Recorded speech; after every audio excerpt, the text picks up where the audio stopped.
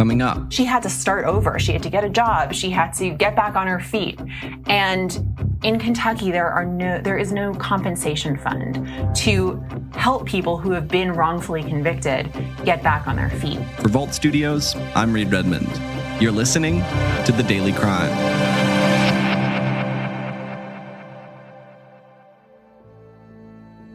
On October 23rd, 2005, at around 9 in the morning, a man was found dead in front of an apartment building in Louisville, Kentucky. 2.5 months later, police officers arrested 16-year-old Johnetta Carr in connection to his death. When I was 16 years old, a LMPD detective came to my friend's house. He put me in handcuffs. In handcuffs and a yellow uniform, you can see her enter this courtroom. A judge reveals her fate. Yes, sir. Did you have any idea what was happening to you? No.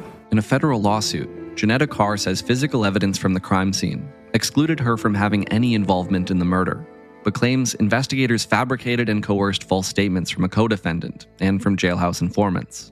Faced with those statements, she took an Alford plea, maintaining her innocence while pleading guilty to charges of second-degree manslaughter, conspiracy to commit robbery, conspiracy to commit burglary, and tampering with physical evidence.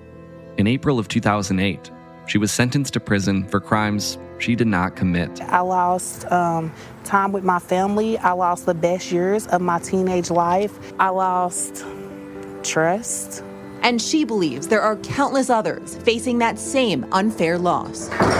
Their convictions, often the result of police misconduct, false accusations, and mistaken identity.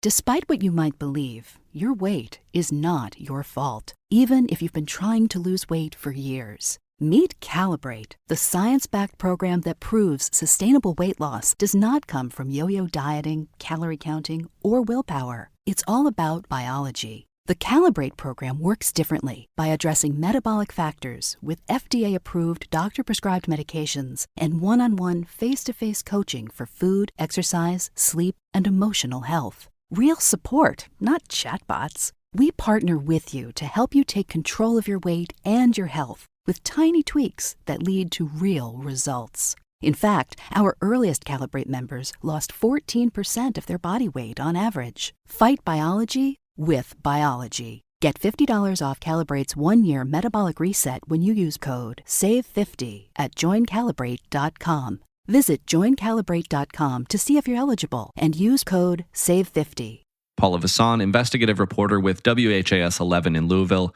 You recently sat down with a woman named Johnetta Carr who was wrongfully convicted and imprisoned. Introduce us to Jonetta's story. Well, Reed, thank you so much for sharing this story on your podcast. Johnetta was just a teenager when she says she was wrongfully convicted. She was dating someone at the time, and her boyfriend was killed outside of his Louisville apartment. And through questioning with police, Jonetta's name was mentioned as someone who was connected to this crime, even though through it all, she said police got it wrong. And so she says she was framed for murdering her boyfriend, and the result was nearly 4 years behind bars and another 9 years on parole. She was monitored for good behavior, but Johnetta says that this really cost her life. You mentioned that she was a teenager. She was just 16 years old when this happened. What other details can you share about the case, how exactly police ended up looking at her as a suspect?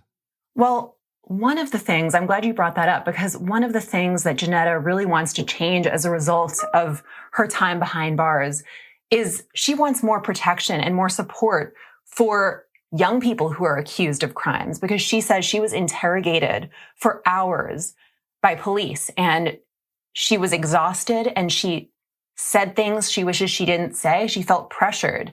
And so she wants juveniles to have a guardian present when they're being questioned by police. She wants them to make sure that the recording is on throughout the entire process of questioning. That's one thing that she wants to see happen. One thing that she says she felt she was just not given the protection that she felt that she needed. What else can you tell us about what went wrong, how Johnetta was convicted in the first place? Was there any physical evidence that pointed to her? There wasn't. The state had conducted DNA testing on several items from the crime scene, including duct tape and an electrical cord that was used to strangle the boyfriend. And this is according to the National Registry of Exonerations. But the results were inconclusive, and there was no evidence that connected Johnetta to that crime scene based on that DNA evidence. What was Jonetta's sentence, and how much time did she end up spending behind bars? She was sentenced to 20 years, and she was transferred to different places through this process. But ultimately, she did spend 4 years behind bars and 9 years on parole. Some of the things that she mentioned as contributing factors to this was perjury and false accusation and official misconduct. And now she's really speaking out to try to prevent this from happening to others. Before we talk a little bit more about that, what did Johnetta tell you that those 4 years in prison were like for her, knowing that entire time that she was there for something she didn't do? It was so difficult to hear what she went through. She said that it was almost like a living death sentence. And she thought about taking her own life. She thought she couldn't do it. She said being innocent behind bars, she felt hopeless for years until the Kentucky Innocence Project, a nonprofit, came in and tried to work with her on her case. They proved there was no evidence connecting her to the crime. I was so happy that she became one of 23 people in Kentucky exonerated due to wrongful convictions, largely over the last 2 decades. Their total time behind bars, 214 years, according to the National Registry of Exonerations. As you mentioned, when Johnetta is released from prison, that's not the end of the road by any stretch of the imagination. She's still on parole for another 9 years, and then getting ahead a little bit, she's eventually pardoned, but at that point, not compensated. I'm glad you brought that up, because that's another thing that she wants changed. She left, she was behind bars for 4 years and then on parole, but she was living her life outside of the correctional system. But so she had to start over. She had to get a job. She had to get back on her feet. And in Kentucky, there is no compensation fund to help people who have been wrongfully convicted get back on their feet. That's something that she wants to see changed. And as a result of our investigation into this issue, one Kentucky lawmaker says he plans to try to help create a compensation fund in Kentucky so that people who are wrongfully convicted get resources, get help to get back on their feet, to get a job and reintegrate into society. Well, I think she's right. We brought her story to lawmaker Jason Nemes. It's heartbreaking. In light of our investigation, So you brought this to my attention. he tells us he'll be filing new legislation to compensate those who've been wrongly convicted. This is an issue that I think will unify both parties and all sides of the issue.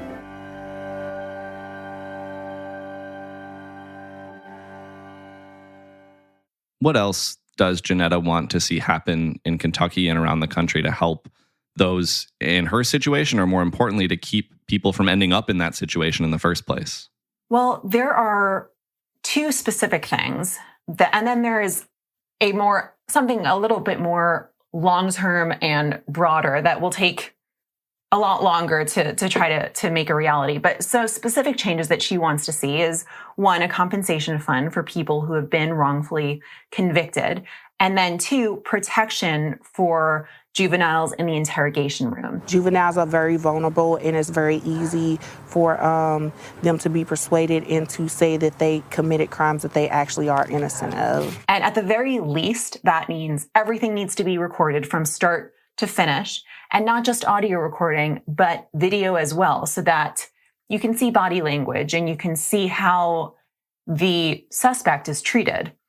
And at best, she also wants a guardian present so that people in her situation are given just more support when they're being interrogated and aren't being maybe coerced into saying something that they didn't do, which she says that exactly happened to her.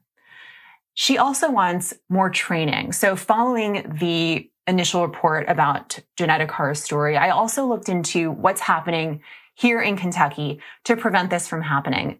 The Kentucky Innocence Project has an annual training session where they take law students from around the area and they do what's called a CSI day. They take them through a mock crime scene. So there's this elaborate storyline, and students have to try to figure out and piece together what happened. One of the things that the lawyers who are leading this project are trying to really drill into their minds is to be really careful about confirmation bias.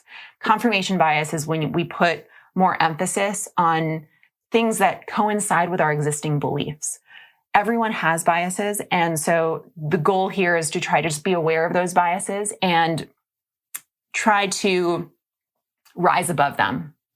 If you can help us put this story in perspective, how many other stories like Jonetta's are out there? Is that something that experts and groups like the Innocence Project are able to estimate? It's definitely a hard thing to estimate, but Johnetta is actually one of only 23 people in Kentucky who have been exonerated due to wrongful convictions, largely over the past 2 decades. That's according to the National Registry of Exonerations. But that's just such a minuscule number compared to what experts believe is actually going on. They estimate that they're conflicting numbers. This is a hard thing to estimate because it's not concrete, but the estimation from nonprofits like the Kentucky Innocence Project and the Prison Policy Initiative is that 2 to 6% of people who have been convicted are wrongly convicted. So based on the numbers, that's about 1,600 people in Kentucky and around 87,000 people nationwide who may be innocent behind bars. Wow. I think for a lot of people, when we hear a story like Jonetta's, you want to believe that it's this rare mistake, but if we're talking about 2 to 6% of all convictions being wrongful convictions, that's a picture of a justice system that does this routinely. Exactly. And there are so many contributing factors driving this, but experts that I've spoken with at the Kentucky Innocence Project, for example, and the National Registry of Exonerations, say that these wrongful convictions are often the result of police misconduct, false accusations, and mistaken identity. Those are some of the top contributing factors. Johnetta Carr was finally pardoned in 2019. What else has happened in the time since then? Right. So former Kentucky Governor Matt Bevin pardoned Carr on December 6, 2019. And she later filed a federal lawsuit in U.S. District Court against the city of Louisville and then several members of the police department, alleging that their misconduct and flawed investigation led to her wrongful conviction. A judge dismissed the lawsuit in July 2021, but Carr is appealing the dismissal. What does Jonetta's life look like today now that she's been exonerated and regained that freedom that was taken from her by the justice system? Well, she is just so happy to be free right now, and she's so happy to have her life back. Doesn't make the past any less challenging and just so difficult for her, but she actually sings about the criminal justice system with her young son. Mommy, can't you see what the system's done? She has a son named Jakari, and she told me that they sing about the criminal justice system so that he understands what she went through.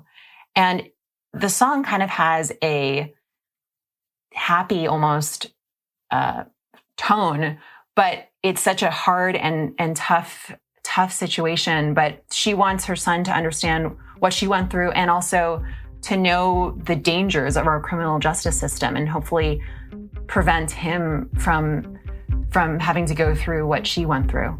Paula Vasan, investigative reporter with WHAS11 in Louisville. Thanks for sharing the story. Thank you so much for having me. And thank you for listening to this episode of The Daily Crime. We're right here with a new one every day of the week, Monday through Friday, so make sure you hit subscribe or follow wherever it is you're listening right now. If you're looking for more podcasts, you can head over to voltstudios.com for a full list of our shows that includes our weekly podcast, True Crime Chronicles. That'll do it for this one. Until next time, for Volt Studios, I'm Reed Redmond.